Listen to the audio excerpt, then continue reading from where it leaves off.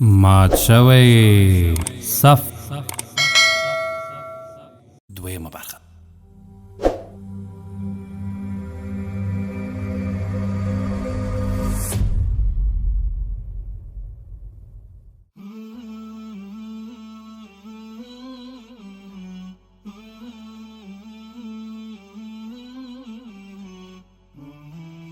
مات شوی صف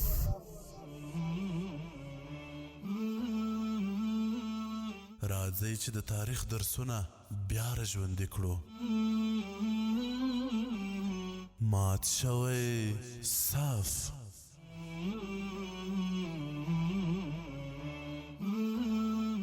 موږ یو ملت وو خو اغیار سره پردي کړو.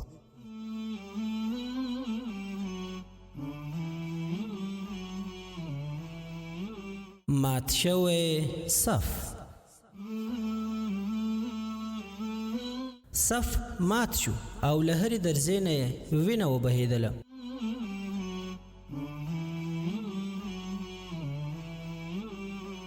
مات شوی صف. مات شوی صف. د امت غداران پیژنې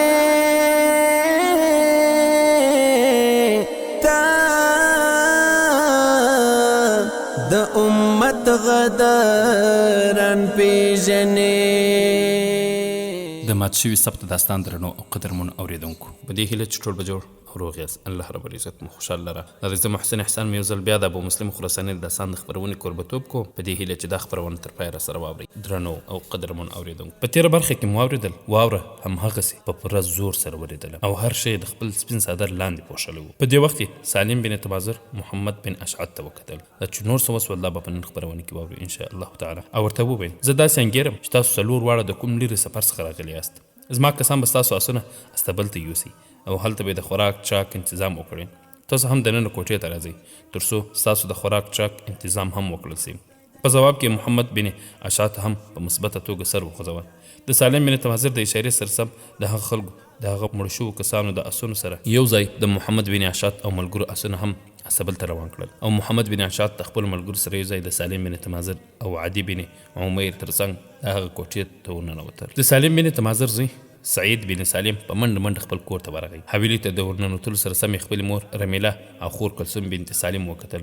د هغه په دغسې بیړه او منډه حویلي ته ورننوتلو د هغه خور چې د هغه نه مشره وه اندېښمنه کړه. هغه د دواړو لاسونو څخه ونیو او بیا یې په اندېښمن لهجې سره ترې وپوښته روجانه څنګه په منډه راغلی؟ خیر خو دی؟ هغو بدبختو خلکو خو عدي بن عمیر د ونې ډډې پورې تړلی و، هغه اوس څنګه دی؟ په ځواب کې ورته سعید بن سالم په خندا وویل خورجانې لومړی اقلیمات ته خونې څخه راوکاږه، د هغې نه وروسته به زه تاسو ته ټول د خوشحالۍ خبره واورم. د سعید بن سالم په دې خبره د هغه مور رمیله غمجنه شانته شوه. کلثوم هم په غور سره د هغه په لور د لیدو په وخت کې وویل ستا مغزو خراب شوي نه دي؟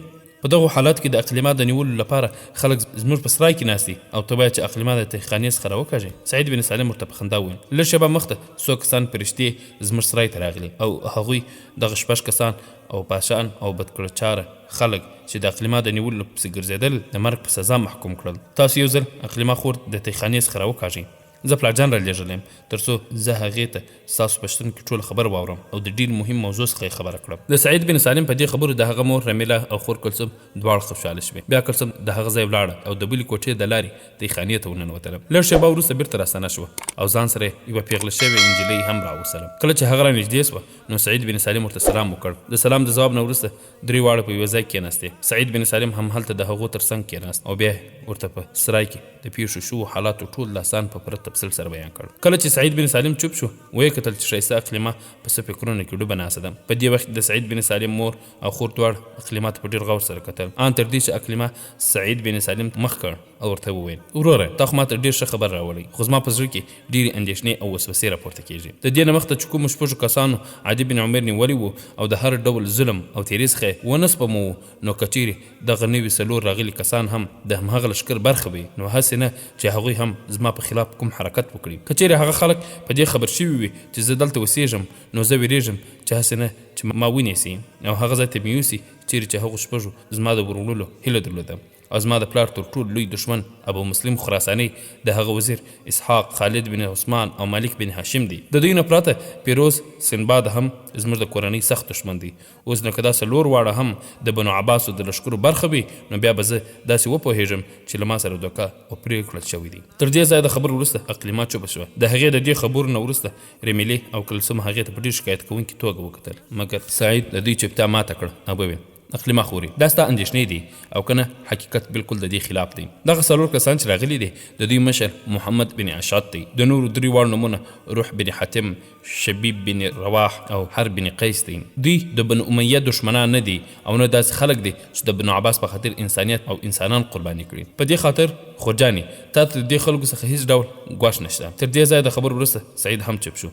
بیا د خپلې مور رمیلې او خور کلثوم په لور وکتل او وویل مورې تاسو دواړه پورته شئ او د ټولو دپاره د غذا انتظام وکړئ. دغو څلورو نوو راغلو مېلمنو خوراک شاک به هم دلته زموږ سره یو ځای وي. زما په اند چې هغوی دلته نه تم کېږي.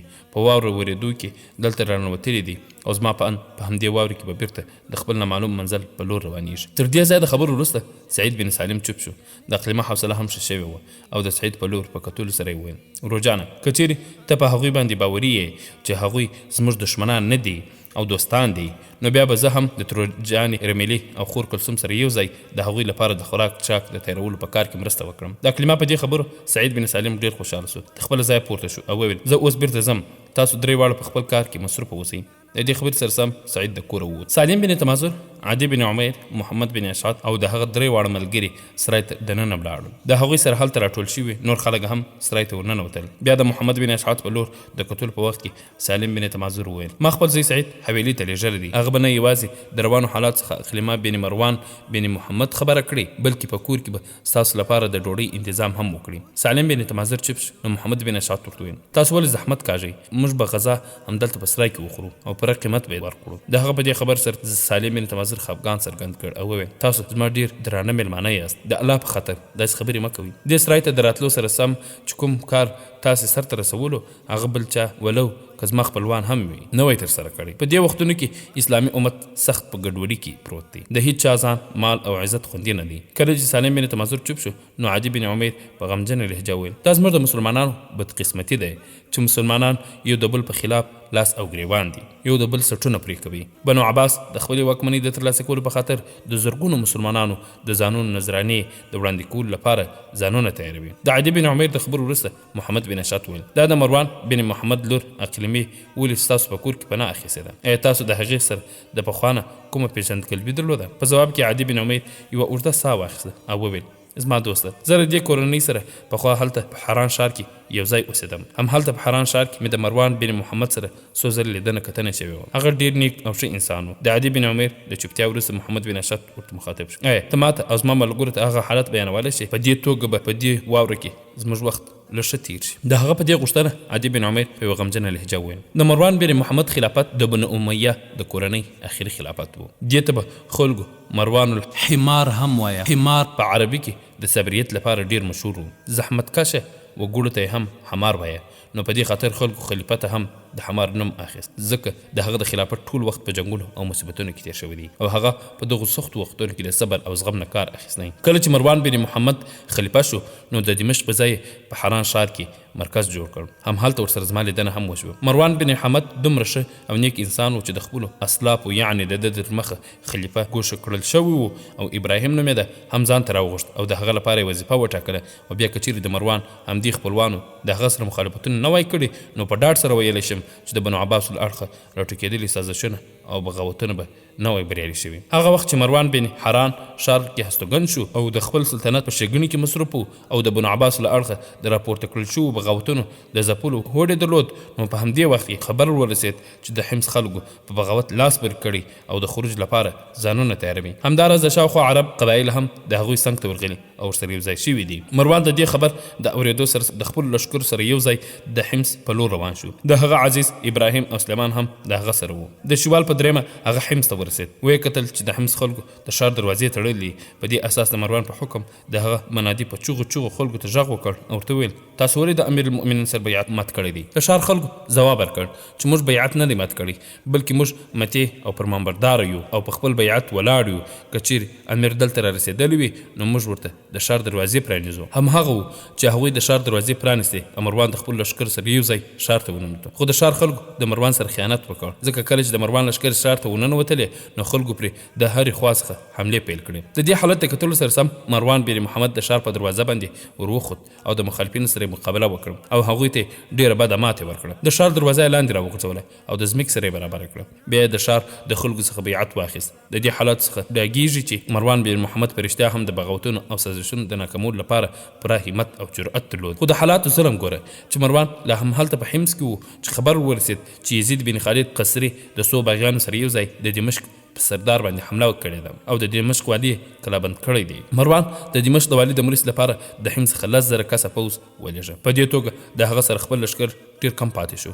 کله چې هغه 10,000 کسه لښکر دمشق ته ورسېد نو د دمشق د لښکرو په مرسته یې دښمن ته ماتې ورکړه او هغوی یې تیښته مجبور کړه. په دې جنګ کې د باغیانو مشر خالد قیصري هم له منځه لاړ. د مروان بن محمد سالارانو د هغه سر پرې کړ او د مروان مخ ته یې راوړ. لا تر اوسه د حمص او دمشق نه راپورته شوي بغاوتونه ځپل شوي نه وو چې یو درېیم بد خبر هم راورسېد. ثابت بن نعیم د فلسطین خلک سره راټول کړي او تبریه یې کلابنده کړې ده. په دغه وخت کې په تبریه کې د مروان بن محمد استازي ولید بن معاویه ناست والی و. مروان بن محمد د دې خبر د اورېدو سره سم د خپل لښکر یوه برخه د یوه سالار په مشرۍ د هغې د ځپلو لپاره هغه لور ته واستوله. د تبریې خلکو د باغیانو سره یو ځای د ښار نه بیرون د دوی مقابله وکړه خو د مروان بن محمد لښکرو هغوی ته سختې ماتې ورکړه او باغي مشر ثابت بن نعیم 3 زامن یې ونیول او د مروان مخ ته یې راوستل. مروان دا ځل د فلسطین په حکومت باندې عبدالعزیز کنعانی مامور کړ. هغه هم ثابت بن نعیم را پیدا کړ، بندي یې کړ او د مروان بن محمد لوري ته یې ولېږه. مروان د باغي د خپلو 3 زامنو سره یو ځای په دار راوځړو. د دې پیښې نه د فارغېدو وروسته مروان بن محمد په دیرایو کې د خپلو زامنو عبدالله او عبیدالله لپاره د ځایناستي او ولیعهدۍ لپاره د خلکو نه بیعت واخیست. په همدې وخت کې د ترمذ خلکو د اسلامي سلطنت نه خپله ازادي اعلان کړه. نو مروان د خپل لښکر سره د ترمذ په لور وخوځېد او په دغه سیمه کې یې داسې بې درده حمله وکړه چې د ترمذ باغیان یې بیعت او سولې ایښودو ته مجبور کړل. د دې بغاوت د ختمېدو سره سم یو بل بد خبر راغی او هغه دا چې د حزاق په نامه یو خارجي په عراق باندې مسلط شوی و. مروان یزید بن عمر بن جبیر ته یو لښکر ورکړ او هغه لوري ته یې ولېږه. په همدې وخت کې د یو بل سازش مسله هم منځته راغله او هغه دا چې د بنو امیه د کورنۍ څخه یو کس سلیمان بن هشام په ذهن کې تور را پیدا شو. خبره داسې راغله چې مروان بن یزید او عمر بن جبیر دواړه یو ځای لښکر هغه لور ته روان کړی و. خو د دې لښکر یوه برخه د رصافه په ښار کې جدا شوه او نیغه د سلیمان بن هشام خواته ورغله او هغه ته یې وویل ته خلافت ومنه او د مروان بن محمد په ځای د مسلمانانو خلیفه شه. سلیمان د هغه خبره ومنله او د دې خلکو سره یو ځای قنصرین ته ورسېد. سلیمان د شام خلکو ته لیک ولیکه او هغوی د خپل خلافت په اړه تیار کړل. د دې لیکونو اغېز دا و چې د شام خلک د هرې لوري نه د سلیمان په لور متوجه شول او د سلیمان تر څنګ د مسلمانانو یو ستر لښکر راټول شو. کله چې مروان بن محمد ته دا خبر ورسېد نو یزید بن عمر بن جبیر ته په یوه ځای کې د قیام کولو حکم وکړ او په خپل لښکر واخیست او د سلیمان بن هشام مقابلې ته وروت. د قنصرین سره نږدې د حناب په سیمه کې مروان او سلیمان یو بل ته مخامخ شول. مروان بن محمد د جنگ دومره ماهر او دومره ښه تیغزن و چې د لښکر د کمښت سره سره بیا هم سلیمان ته سخته ماتې ورکړه. د سلیمان کوم سالاران او عسکر چې په دې جنګ کې نیول شوي ټول ووژل شول. په دې جنګ کې د سلیمان بن هشام زوی او د هشام بن مالک ماما خالد بن هشام هم د جنګ په ډګر کې ووژل شول. خو په خپل سلیمان وتښتېد او حمص ته لاړ او د هغه ځای بیا لښکر راټولې کړې ځان سنبال کړ. کله چې مروان ترې خبر شو نو لښکر یې راواخیست او حمص ته ورغی. هلته یو ځل د ښار نه بیرون سخته وینه تویونکی جنګ ونښت. د دې جنګ نه په شا تللو په وخت کې سلیمان خپل ځان په ښار کې کلابند کړ او هماغه ځای د مقابلې لپاره سینه ووهله. خو مروان د حمص ښار کلابند کړ. نږدې 10 میاشتې حمص تر کلک کلابندۍ لاندې و. 80 منجکونو پرې پرلپسې توګه تیږې ورولې.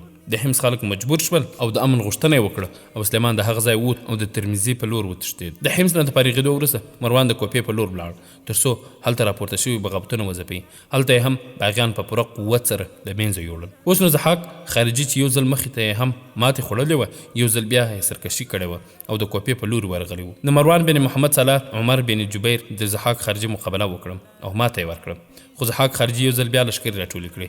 یزید بن عمر ورته بیا ماتې ورکړه او په کوپه پسې ورننوت. خارجان څو ځله خروج وکړ مګر هر ځل یې د مروان بن محمد او د هغه د سالارانو له اړخه ماتې خوړله. هماغه و چې د مروان بن محمد سالار یزید بن عمر بن جبیره ټوله شپه هلته د حالاتو د منظمولو په امور کې مصروف پاتې شو او د خپل اړخ نصیر بن سیار د خراسان د والي په څیر ولېږه. هغه د تلونو د مخه د مروان بن محمد سره بیعت هم تازه کړ. په هغو ورځو کې چې نصر بن سیار د خراسان د والي په څیر لېږدول کېده د عباسیانو تحریک خپل قوت سره جریان درلود. د دې تحریک ابتدا څه داسې پیل شوه چې یو کس عبدالله بن محمد بن حنیفه بن علي نومې د سلیمان بن عبدالملک د خلافت په وخت کې ډیر ستر عزت او احترام خاوند و، خو د هاشمي کېدو په خاطر د بنو امیه په خلاف یې سخته کرکه درلوده او د بنو امیه د حکومت د له منځه وړلو او په ځای د بنو هاشم د کورنۍ واکمنۍ د راوستلو هیله درلوده. په لومړي کې د هغه هڅې یوازې تر دې ځایه پورې رانغښتې وې چې هغه د خپلو مریدانو څخه هر څوک به چې اهل ګاڼه د خپلو خیالاتو او فکرونو څخه خبراوه. په دې توګه لږ څه ملاتړ پیدا کړو. دا ډول خلک په عراق کې هم او په خراسان او حجاز کې هم میشت وو. د بل اړخ یو شخص محمد بن علي بن عبدالله بن عباس بن عبدالمطلب هم د عباسیانو تحریک ته پوره کار وکړ. هغه هم د بنو امیه د کورنۍ د واکمنۍ د ختمېدو غوښتونکی او په ځای د عباسیانو د کورنۍ د واکمن کېدو هیلهمن و. یو ځل په دمشق کې د سلیمان بن عبدالملک د خلافت په وختونو کې عبدالله بن محمد سلیمان د هغې خواته ورغی. د هغه ځای د راستنېدو په وخت کې د حمیمه د سیمې بلقا په مقام محمد بن علي بن عبدالله بن عباس سره تم شو او همهلته ناروغه او بیا مړ شو. د مړینې په وخت کې محمد بن علي بن عبدالله ته وصیت وکړ چې د اسلامي خلافت د ترلاسه کولو لپاره لاس و پښې مه وهه. دې وصیت محمد بن علي ته ډېر ګټه ورسوله او ټوله هغه خلک چې د ابو هاشم بن عبدالله بن محمد معتقدین او مریدان ټولې د ځان سره یو ځای کړل او د هغوی څخه بیعت واخیست. د دې وروسته په 10 هجري کال کې د حضرت عمر بن عبدالعزیز رحمه الله د خلافت وخت پیل شو. په همدې وختونو کې محمد بن علي عباسي خپل کسان عراق، خراسان، حجاز، یمن، مصر او نور ځایونو ته ولېږل. که څه هم عمر بن عبدالعزیز رحمه الله هغه عداوت او دښمني چې یو شمېر خلکو د بنو امیه د کورنۍ د واکمنۍ سره درلوده راکمه کړې وه، خو بیا هم د محمد بن علي تحریک غړو په پرلهپسې توګه خپل کارونه مخته بوتلل. په همدې وخت کې یو کس ابو محمد صادق د محمد بن علي د خلافت لپاره په خراسان کې په پوره ګړندۍ توګه کارونه پر مخ بوتلل. پخپله محمد بن علي په بلقان کې میشت شوی او د همهغه ځای څخه خپل د خلافت تحریک په ټولو اسلامي مملکتونو کې پر مخ بوته. څو ورځې وروسته محمد بن علي خپل 12 نقیبان وټاکل او مختلفو سیمو ته یې ولېږل تر څو د عباسیانو د خلافت لپاره کار وکړي. په 102 هجري کال کې محمد بن صادق خراساني هلته د څو نورو اغیزمنو خلکو سره یو ځای د دوی بلنه ومنله او ټول د محمد بن علي د کتو لپاره راغلل. په همدې ورځ کې محمد بن علي خپل 15 ورځنی زوی په غیږ کې نیولی او د خلکو منځ ته راغی او اعلان یې ورته وکړ چې دغه به ستاسو سردار وي. د دې هلک نوم عبدالله او همدا عبدالله نن سبا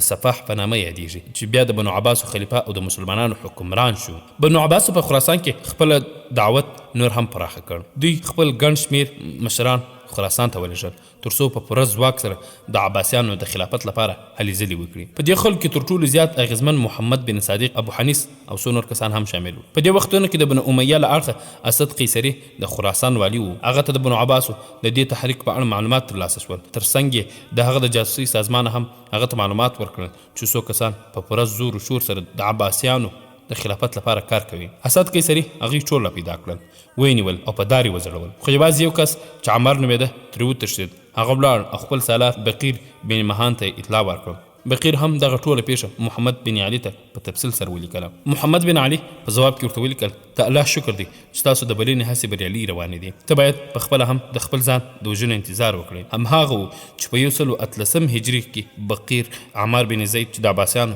خیر غوښتونکو د خراسان سردار وټاکه او هلته یې ولېږه. هلته په ورسېدو سره هغه خپل نوم بدل کړ او ځان یې د خراش په نامه ور وپېژند. خو هلته په ورسېدو سره د هغه څخه یو ستره غلطي وشوه. دا خراش د بنو عباس په ملاتړ کې دومره مخته لاړ چې د بنو عباس ملاتړ یې د لمانځه روژې څخه هم ضروري وګڼه او خلکو ته یې مشوره ورکړه چې دا کار د لمانځه او روژې څخه هم مهم وګڼئ تر څو د بنو عباس خلافت قایم کړل شي. کله چې محمد بن علي د دې حالات څخه خبر شو نو د خراش د دې حد څخه سخت ناخوښه شو. هغه غوښتل دغه ناخوښي څرګنده کړي چې په همدې وخت کې د خراسان حاکم اسد قیصري ته د خراش اصلیت معلوم شو.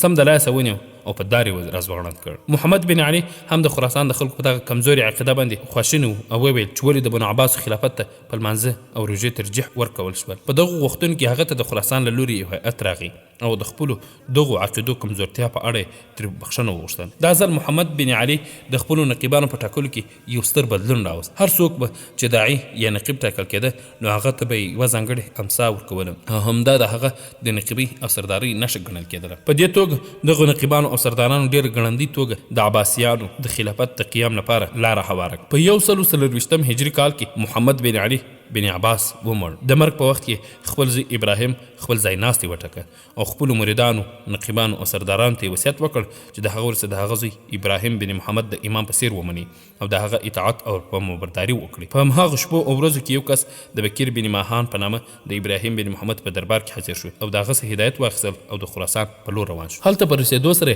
خلک د محمد بن علي د وفات نه خبر کړل او د هغه په ځای د ابراهیم بن محمد د امامت اعلان وکړ. بکیر بن ماهان په پټه خپل ټول ملګري او ملاتړ راټول کړل او هغوی ته د ابراهیم هدایت ورسول. د ابن عباس په ملاتړ کې چې د چا سره هم لږ څه شتمني یا طلا موجوده وه هغه یې راټوله کړه. بیا یې له ځان سره واخیستل او ابراهیم بن محمد دربار ته یې ورسول. د دې عمل سره ابراهیم ابو مسلم خراساني خراسان ته د تحریک د سردار په څیر بیرته ولېږه. هغه وخت چې نصر بن سیار خراسان ته ورسېد نو ویې کتل چې په خراسان کې 2 ستر ځواکونه موجود دي.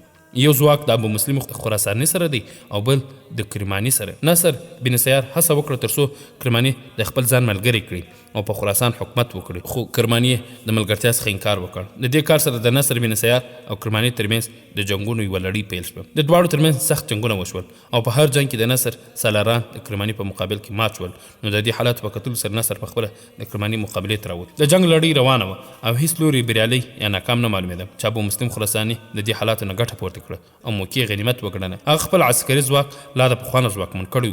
په دې وخت کې هغه د یو فریب نه کار واخیست. له یوه اړخې د نصر بن سیار سره خط و کتابت پیل کړ او له بل اړخې کرماني ته هم د دوستۍ لاس ور اوږد کړ. نصر بن سیار ته به یې لیکل چې ستا په اړه راته امام ابراهیم تاسې سره د مرسي هدایت کړی دی او زه پوهېږم چې د هغې نه به تا ته ډېره ګټه در ورسېږي. له بل اړخه به کرماني ته لیکل چې زه ستا همدرد او خواخوږی یم او امام ابراهیم ما ته ستا په اړه ویلي دي چې له تا سره همکاري وکړم. دا لیکونه به چې د کومو قاصدانو په لاس لرل نو هغوی ته به یې ویل چې هغه قبایل چې د نصر ملاتړ دي هغه ته به د نصر په اړه لیک ورښکاره کوي او کوم قبایل چې د کرماني ملاتړ دي هغوی ته به د کرماني لیک ورښکاره کوي. د دې نه مقصد دا و چې د ټولو قبایلو همدردي او ملاتړ ترلاسه کړي. په همدې توګه هغه وتوانېد چې د خوارجو ملاتړ هم د مختلفو تدبیرونو له لارې ترلاسه کړي. بالاخره ابو مسلم خراساني لویه ډله له ځان سره کړه او د نصر او کرماني د مرچلونو ترمنځ یې خیمې ووهلې. دواړو ډلو نشوه احساسولی چې نوموړي د چا ملګری دی او یا د چا مخالف دی. هغه ورځ چې نصر او کرماني ترمنځ شخړه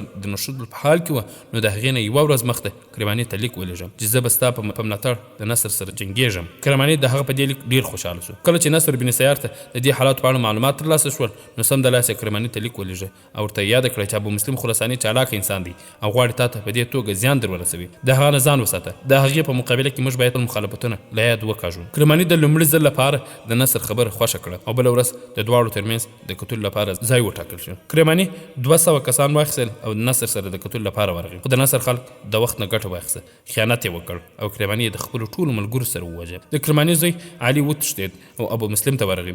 د کرماني نور لښکرې هم د ابو مسلم سره یو ځای شوې. په دې توګه ابو مسلم او کرماني دواړه خپل لښکرې راټولې کړې ترڅو نصر بن سیار تر حملې لاندې راولي. بیا هغوی جنګ وکړ. نصر بن سیار په هغه کې ماته وخوړه، وتښتېد او د کوم یو کروندګر په کور کې پټ شو. په دې توګه ابو مسلم او علي دواړه په مرو باندې ولقا وکړم. علي بن کرماني د ابو مسلم سره له مرستې وروسته بیعت کول غوښتل، خو ابو مسلم ورته وویل چې اوس په همدې حال کې اوسه، د ابراهیم د حکم د راتلو نه وروسته چې څه کېږي هماغسې به کوم. نصر بن سیار د مروې څخه ووت او شاوخوا سیمو کې یو ځل بیا لښکر راټول کړ. له بل اړخه ابو مسلم او علي بن کرماني هم د یو بل تر څنګ اوسېدل. ابو مسلم د خارجانو سردار شعبان خارجي هم د خپل ځان ملګری کړی و، ځکه چې نصر بن سیار د خارجانو سره سخته دښمني درلوده. علي بن کرماني په دې خاطر د ابو مسلم سره ملګری و چې غوښتل یې د خپل پلار بدله واخلي. نصر بن سیار د خارجانو سردار ته پیغام ولېږه چې خپل ځان د ابو مسلم نه وساتي او ورته یې ولیکل چې ابو مسلم د عقیدې له اړخه له دوی سره یو نه دی. د دې پیغام سره خارجي سردار شعبان د ابو مسلم نه ځان جدا کړ. کله چې د ابو مسلم د مسلک په اړه علي کرماني ته هم معلومات پیدا شو نو هغه هم ابو مسلم پرېښود. په دې توګه څلور ډلې یعنې ابو مسلم، شعباني، خارجي، علي بن کرماني او نصر بن سیار د خپلو لښکرو سره یو ځای په په خراسان کې یو ځای بل ځای ګرځېدل او د یو بل په خلاف سازشونه کول. خو په دې 4 واړو کې ابو مسلم او نصر بن سیار ډیر هوښیار او چالاک انسانانو. پایله دا شوې چې ابو مسلم یو په بل پسې داسې شرایط برابر کړل چې د هغې له مخې شعباني خارجي او علي کرماني ووژل. خو په 101 هجري کال کې پخپله هم درې په ښار کې د ناروغتیا وروسته ومړ. په دې توګه خراسان د ابو مسلم په لاسو کې پرېوتل او هلته د نور د ګډون پرته مطلق الحنان حاکم وګرځېد. تر دې ځایه د خبرو وروسته عدي بن عمیر ساه واخیسته. په دې وخت کې سعید بن سالم هم د خپل کور څخه راستون شوی او د دوی د ډلې سره یو ځای ناست و. د سرای د خادمانو څخه یوې د عدي بن عمیر څخه وپوښتل ابن عمیر اخر دغه ابو مسلم خراساني څنګه دومره ژر او په چټکتیا سره ترقي وکړه او عروج ته ورسېد؟ د هغه په دې خبرې ابن عمیر وخندل او بیا وویل زه به په دې اړه تاته تفصیلي معلومات درکړم. واوره، د عباسیانو امام ابراهیم ابو مسلم خراساني د عراق او خراسان د ټولو داعیانو سردار وټاکه او حکم یې ورته وکړ چې ټول به د ابو مسلم د هدایت لاندې کار کوي او د هغه حکم به عملي کوي. هغه د ابو مسلم سره د خط او کتابت لړۍ جاري وساتلې وه او ابو مسلم به د هرې وړې غټې څخه خبر و. د دې یوه ګټه دا وه چې ابراهیم به د هر چا سره خط او کتابت لړۍ نه درلوده او ټول معلومات به د ابو مسلم خراساني له لارې ترلاسه کوو. کله چې د ابراهیم د مړینې نه وروسته د هغه ځای ناستې د عباسیانو موجوده حکمران عبدالله بن صفاح وګرځېد. دا د ابراهیم ورور و او د همهغه په څېر ځیرک او هوښیار انسان و. په دغه وخت کې ابو مسلم په خراسان کې په خپل توان او ځواک زیات کړ. د ابراهیم د مړینې وروسته ابو مسلم ته په خراسان کې زیات ځواک ترلاسه شوی و. په دې اساس یې د بنو امیه د خلافت د راپرځولو په هڅو پیل وکړ. د همدغې حالاتو په نظر کې نیولو سره بنو عباسو او علویانو د خپل خیر غوښتونکو او په دغو سازشونو کې برخه اخیستونکو خاص خلکو هلته په مکه کې د 130 هجري کال په یوه کور کې سره غونډه وکړه. د ټولو تر مخه دا مسله وه چې د بنو امیه د خلافت د منځه تللو او د هغوی د لاسو څخه د خلافت د وصول کار به ډیر ژر خپله نتیجه ورکړي. نو په دې خاطر باید پرېکړه وکړل شي چې څوک خلیفه وټاکل شي. په دې غونډه کې د ابو العباس عبدالله صفاح مشر ورور ابو جعفر منصور هم ناست و او د علي رضی الله عنه د اولادې څخه څو کسان هم موجود و. په دې وخت کې ابو جعفر منصور پرته له ځنډ وویل د حضرت علي رضی الله عنه د اولادې څخه یو څوک خلیفه وټاکي. د مجلس ناستو خلکو د هغه دا ان تایید کړ او ټولو په یوه خوله حسن بن علي نفس زکیه خپل خلیفه وټاکه او دا ډیره نازکه موقع وه ځکه له یوه اړخه د بنو امیه حکومت سخت کمزوری شوی او بل اړخ په خراسان باندې ابو مسلم ولکه کړې وه او داسې ګمان کېده چې په دې کې به د علي شیګان او د بنو عباسو شیګان یو د بل سره یو ځای کار کوي او د یوه ګډ ځواک په راټولولو کې به مصروف دي. که چیرې په دې عمل کې د بنو عباسو او علویانو ترمنځ اختلاف راپیدا کېده نو د مکې څخه ان تر خراسانه پورې به په ټولو سیمو کې اختشاشات او ګډوډي راپیدا کړي چې کنټرولول یې مشکل و. له بل اړخه د بنو امیه مژواندې حکومت بیا راژوندی کېده او د ځواک خاوند ګرځېده. خو د ابو جعفر منصور پوهې او عملی حکمت داسې شرایط برابر کړل چې د علي شیګان په کلکه متحرک شول او د هغوی د هڅې د بنو عباسو د واکمنۍ د ترلاسه کولو دپاره ډېرې ممسرې ثابتې شوې. تر دې ځایه د خبرو وروسته عدي بن عمیر تم شو او د سرای د هغو خادمانو څخه هغه ته چې دا پوښتنه یې ترې کړې وه وکتل او ورته وویل عزیزه تر هغو چې د ابو مسلم خراساني پورې اړه لري نو د هغه نوم ابراهیم بن عثمان بن بشار دی. دا ایرانی نسله دی او ویل کېږي چې د جمرود اولاد څخه دی. په اصفهان کې پیدا شوی. مور او پلار د کوپې سره نږدې په یوه سیمه کې سکونت کاوه. د پلار د مړینې په وخت کې عمر 7 کاله و. پلار یې د مړینې په وخت کې وصیت کړی و چې عیسی بن موسی دې د هغه زوی روزنه وکړي او بیا همداسې وشپل. ابو مسلم خراساني د عیسی څخه د کالیو ګنډل زده کړل او د همهغه سره همهلته په کوپه کې اوسېده. عیسی بن موسی په خپل ګنډوالي کالي له ځانه سره اخیستل او خراسان موصل او جزیرې ته به د خرڅلاو لپاره وړل. په دې لړ کې به هغه تل په سفر کې و او د هرې ډلې او طبقې د خلکو سره به لیدل کتل کېدل. د دې په اړه داسې شک کېده چې نوموړی هم د بنو هاشم او مولویانو نقیب دی. په همدې توګه د هغه د کورنۍ په نورو غړو همداسې شک کېده. د دې پایلې دا شوې چې یوسف بن عمر د کوپې والي عیسی بن موسی او د هغه د کاکا زوی ادریس بن موکل او د دواړو کاکا عاصم بن یونس عجمي ټول بندیان کړل. په دې بندخانه کې ټول هغه خلک بندیان وو چې د بنو امیه د حکومت څخه کرکه او نفرت درلود او طبیعي ده چې د بندي کېدو نه وروسته د نظام سره نفرت او کرکه راپیدا کېږي. په دوی کې داسې بندیان هم وو چې په رښتیا هم د بنو عباس او علویان نقیبان وو. په دې خاطر د دې خلکو د خبرو په اورېدو سره ابو مسلم هم اغېزمن شو او ډېر ژر د همدې خلکو ملاتړ وګرځېد او د هغوی ترمنځ خپل باور جوړ کړ. بیا داسې یوه پیښه هم منځته راغله چې خطبه بن شبیب چې د بنو عباس امام ابراهیم له اړخې په خراسان کې کار کوه او خلکو ته د عباسیانو د خلافت په لور بلنه ورکوه. د خراسان څخه د حمیمه ښار په لور روان و چې په لاره کې د کوپې د دې بندیانو سره مخ شو. همهلته ورته دا ډاګیزه شوه چې د عیسی بن موسی خدمتګار ابو مسلم ډېر هوښیار او د ښه پوهې خاوند دی. همهغه و چې عیسی بن موسی څخه ابو مسلم وغوښت او د خپله ځان سره حمیمه ته بوت. هلته یې د ابراهیم په خدمت کې وړاندې کړ. ابراهیم ترې د نامه په اړه وپوښتل. ابو مسلم ورته ویل چې نوم یې ابراهیم بن عثمان بن بشار دی. ابراهیم ورته ویل چې نه، پس له دې ستا نوم عبدالرحمن دی. په دې خاطر د همهغې ورځې وروسته ابو مسلم په عبدالرحمن باندې بدل شو. خو ابراهیم د هغه کنیت ابو مسلم وټاکه او اوس په تاریخ کې د همدې کنیت له مخې مشهور شوی دی. ابو مسلم څو ورځې همهلته د ابراهیم په دربار کې پاتې شو. ابراهیم یې فطرت او طبیعت په ښه توګه مطالعه کړ او بیا ورته د خپل یو مشهور نقیب ابو نجم عمران بن اسماعیل لور په نکاح کړه. ابو نجم عمران بن اسماعیل د هغو خلکو څخه و چې اسلامي خلافت یې د علي رضی الله عنه اولاد ته منتقل غوښتل. د دې واده نه ابراهیم غوښتل د ګټه پورته کړي چې ابو مسلم ته د علي د شیعګانو ملاتړ ور په برخه وي او په توان او ځواک کې کومه کمزوري را پیدا نشي. د دې ټولو کارونو وروسته ابراهیم ابو مسلم خراسان ته ولېږه او د هغه ځای ټولو داعیان او نقیبان ته خبر ولېږه چې موږ ابو مسلم د خراسان د ټولو ځایو مسؤل او مهتمم ټاکلی او در لېږلی مو دی، نو ټول باید د ابو هشم په لور د بلنې لپاره د ابو مسلم سره مرسته وکړي او د هغه اطاعت وکړي. هغه وخت چې ابو مسلم خراسان ته راورسېد نو دلته د عباسیانو او علویانو سترو بلونکو او داعیانو کار کوو چې په دې ډله کې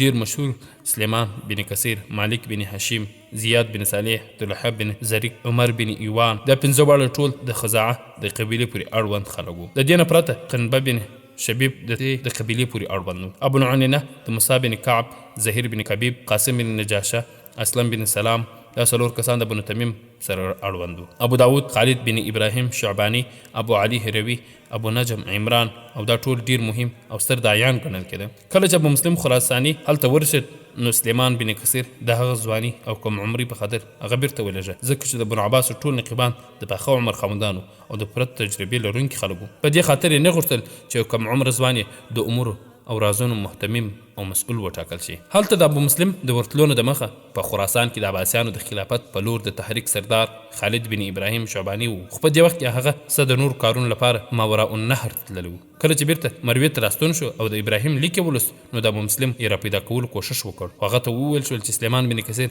هغه د کم عمري له مخې بیرته لېږلی دی او ویلی دی چې د دې نه کوم کار نشي اخیستلی کېدی او دا به د تجربې د نه درلودلو د مخې موږ ټول داعیان او نقیبان په ستونزو کې ښکیل. خالد بن ابراهیم شعبانی ټول نقیبان راټول کړل او ورته وویل د مات شوي سبت داستان درنو او قدرمنو اوریدونکو، دا چې نور څه وسول دا به په راتلونکي خپرونه کې واورو ان شاء الله تعالی. دا خپرونه ما محسن احسان چمتو او تاسو ته وړاندې کړه. تر بیا چې تاسو په درانه حضور کې راحاضر یو، تاسو ټول په الله جل جلاله سپارو. السلام علیکم ورحمت الله وبرکاته.